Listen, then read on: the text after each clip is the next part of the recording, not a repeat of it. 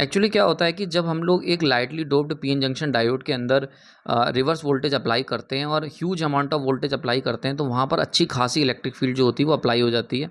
और ऐसे केस में क्या होता है कि जो इलेक्ट्रॉन्स होते हैं, फ्री इलेक्ट्रॉन्स, वो उनकी काइनेटिक एनर्जी बहुत ज़्यादा बढ़ जाती है। इतनी ज़्यादा बढ़ जाती है कि वो क्या करते हैं, डिप्लीशन लेयर्स में मूव करने लगते हैं और रास्ते में आने वाले जो लेटेस्ट मॉलिक्यूल्स हैं, जो सेमीकंडक्टर के मॉलिक्यूल्स होंगे, उनसे जाके हिट कर जाते हैं। जैसे ही उन मॉलिक्यूल से जाके हिट करते हैं या पेयर से एटम से जाके हिट करते हैं, वहाँ पर क्या होता है, वो एक इलेक्ट्रॉन एक्स्ट्रा निकाल देते हैं। मतलब जो एटम जिनके अंदर वैलेंस बैंड में इलेक्ट्रॉन था, जब वो fast kinetic energy moving electron उससे टकराता है, तो वो जो वैलेंस इलेक्ट्रॉन होता है, वैलेंस बैंड वाला, उसको एनर्जी देके उसे कंडक्शन बैंड में बुला लेता है। मतलब एक इलेक्ट्रॉन से दो इलेक्ट्रॉन बन गए। अब ऐसे में क्या होता है, ये जो दूसरा इलेक्ट्रॉन जो कंडक्शन बैंड में आया है, ये भी बाहर निकल जाता है। और ऐसे केस में जो पहले एटम न्यूट्रल था, वो अब क्या हो जाता है, वो कन्वर्ट हो जाता है होल में, यानी कि पॉजिटिव चार्ज होल क्रिएट हो जाते हैं। तो एक्चुअली क्या होता है कि जब हाई वोल्टेज अप्लाई हम करते हैं, तो ऐसे में मल्टीपल इलेक्ट्रॉन्स जो होते हैं वो मूव करते हैं, और वो जब टकराते हैं अदर एटम से, तो उससे further large number of electrons निकलते हैं, इलेक्ट्रॉन एंड होल पेयर्स।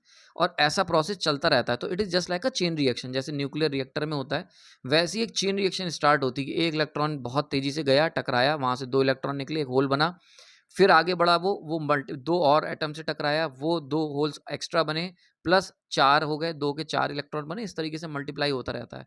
तो ये जो प्रोसेस है आयोनाइज होने का, इसको हम कहते हैं इम्पैक्ट आयोनाइजेशन, है ना? और इस इम्पैक्ट आयोनाइजेशन की वजह से जो ये आप देख रहे हो ना, एक तरीके का ज़लज़ला आ गया, एक तरीके का मतलब ह्यूज अमाउंट ऑफ इलेक्ट्रॉन्स का जो फ्लो आया है, इसको हम कहते हैं एवलांच, है ना? और ये जो एवलांच होता है, इसी को आगे हम नाम देते हैं एवलांच ब्रेकडाउन।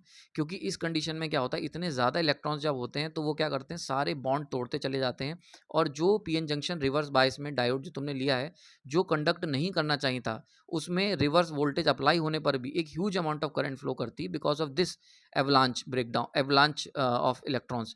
और इसी की वजह से जो पीएन जंक्शन डायोड होती है वो डैमेज हो जाती है। तो इसी को हम नाम देते हैं एवलांच ब्रेकडाउन।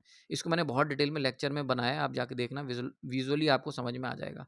आई होप ये छोटा सा पार्ट आपको समझ में आया होगा।